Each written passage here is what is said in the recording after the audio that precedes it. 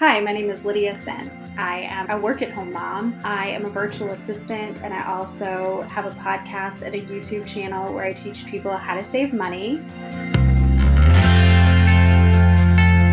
My parents were not wealthy by Western standards, but we did not lack for things, and if they struggled, it wasn't something that as a child I knew about.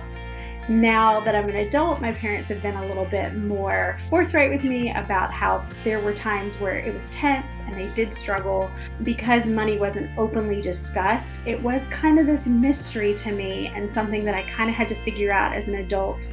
How do you manage money? What is a credit score? We felt that freedom of being out of school. We moved to a city and we took advantage of those city opportunities. We went to concerts, we went to movies, we went to vacations that we put on credit cards. My husband took out student loans. We had $36,000 in debt, and about half of that was student loan debt.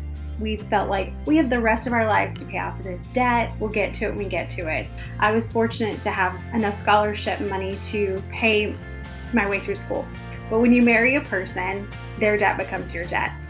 I was a journalist at the time. I was working at a newspaper in North Georgia and I loved my job, but I realized how much daycare was going to cost when our child came. And I realized when all was said and done, when we paid off all of our debt for the month, when we paid all of our expenses, I would only be bringing home about $100 a week. And so I just started thinking about, okay, well, what do I need to do to move us forward so that we don't have to live here forever, so that we can send this kid to college, so that maybe I can have some career flexibility. And I also knew that right now, while I'm pregnant, we can't put extra money towards debt because we're going to have to pay this enormous hospital bill. So that was kind of practice for me of, can I save this massive amount of money in the next 5 months?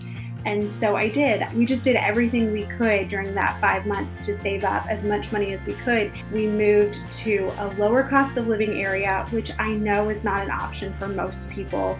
And while I was at home, I started working as a virtual assistant.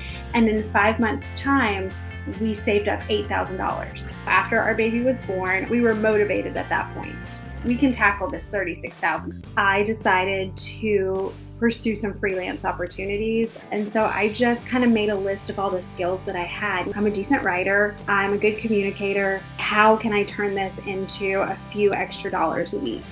And so I started writing for political campaigns. I started writing for small businesses that needed copy on their website. Whatever I could find, I took it. It's important for ourselves to give ourselves a break. So vacations are amazing. I think more people should go on them if you can. You can do something called a sinking fund. So the first thing that I would do is pick a couple places that you want to go and just do a cost estimate. So how much is it going to cost to get there? How much are we going to spend on food and activities?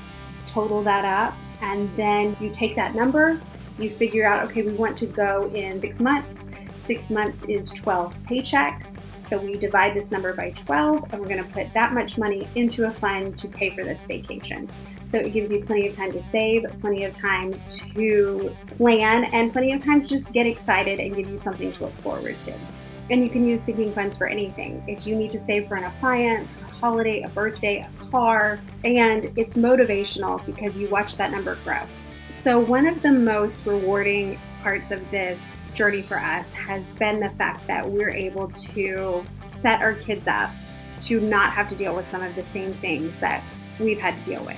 One of the things that I like to tell people when I end a podcast or a video is, I'm so proud of you. I see how hard you're working. I know how hard this has been for you. And I know that you're going to do great things because of the choices that you're making now that you know more. We sometimes want to quantify how much we love our children by how much we hand them.